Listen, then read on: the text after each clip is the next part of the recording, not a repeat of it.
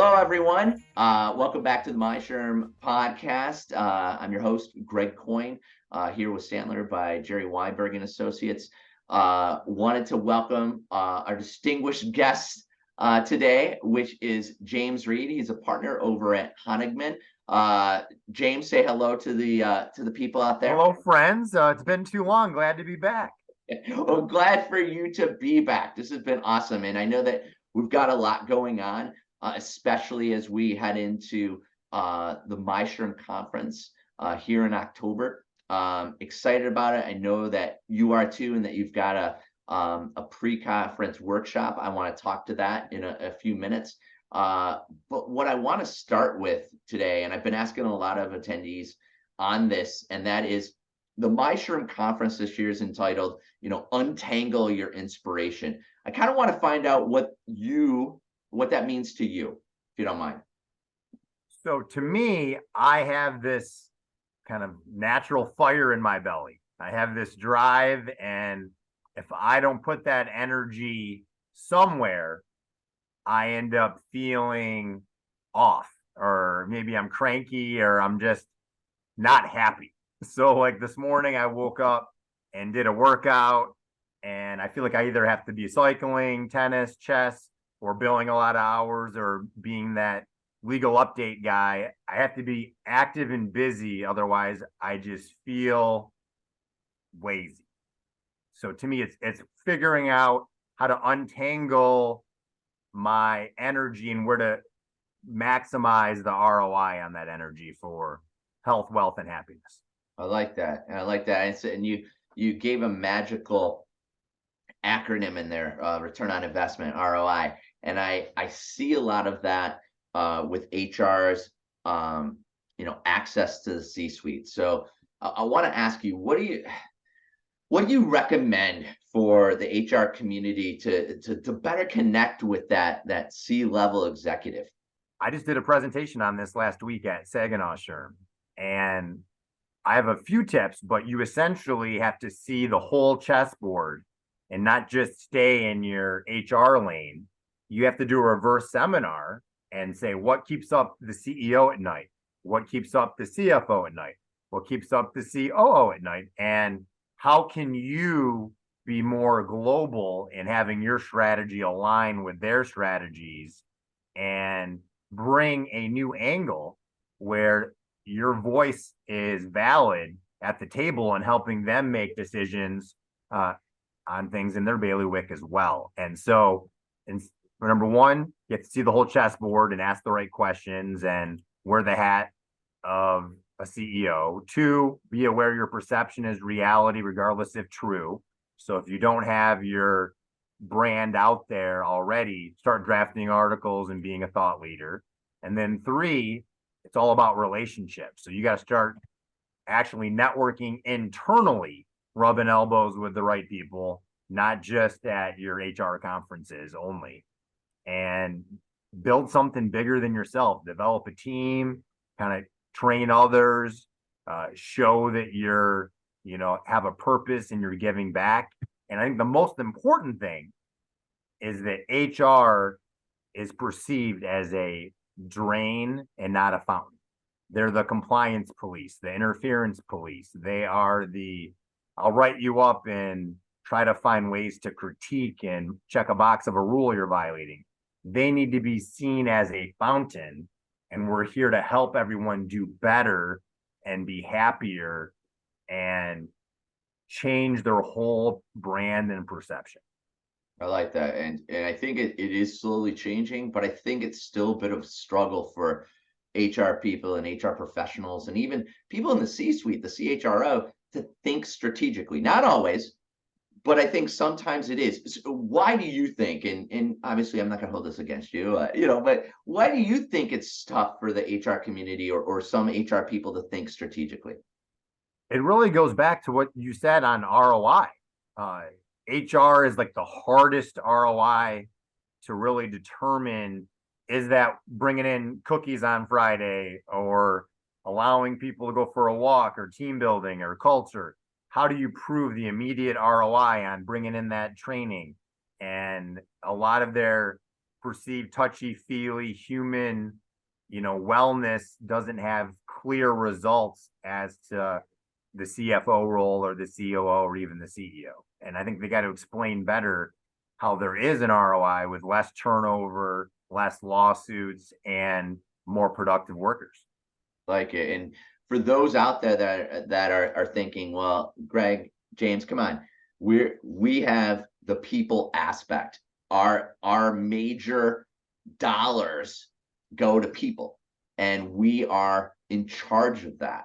So why do you think there is that disconnect? Because here's the thing: at the end of the day, return on investment, 80% probably of a business cost goes to its people. All right. So I guess the ultimate question is, knowing that and thinking of the strategic alignment of an organization and some of the laws that are coming down the pipe, which we'll talk about here in a moment.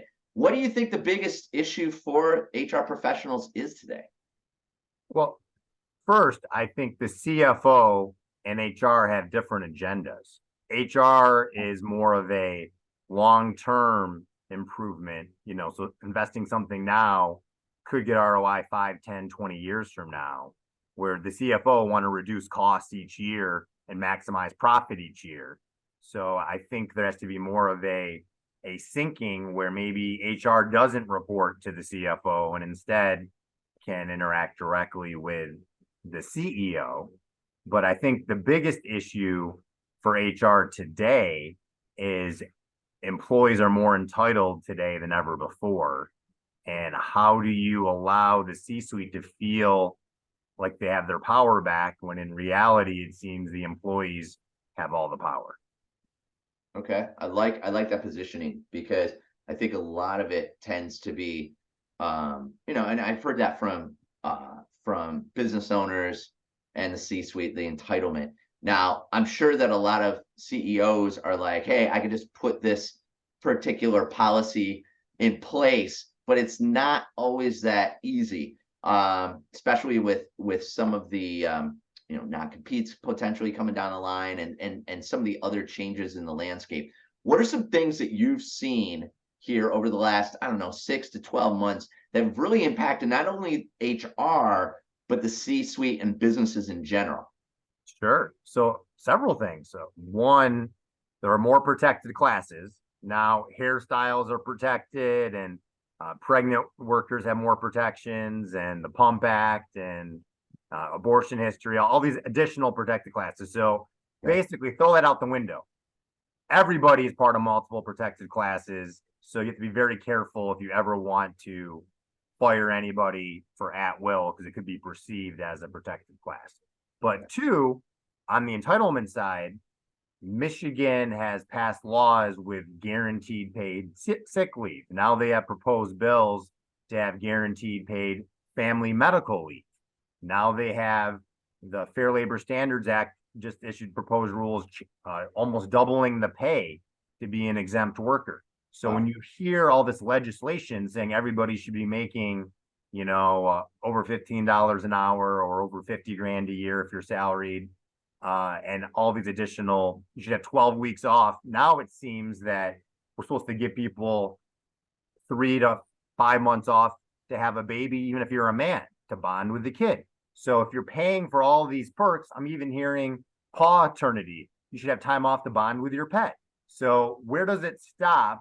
And where is it so much money toward these employees that it actually doesn't make business sense for operations?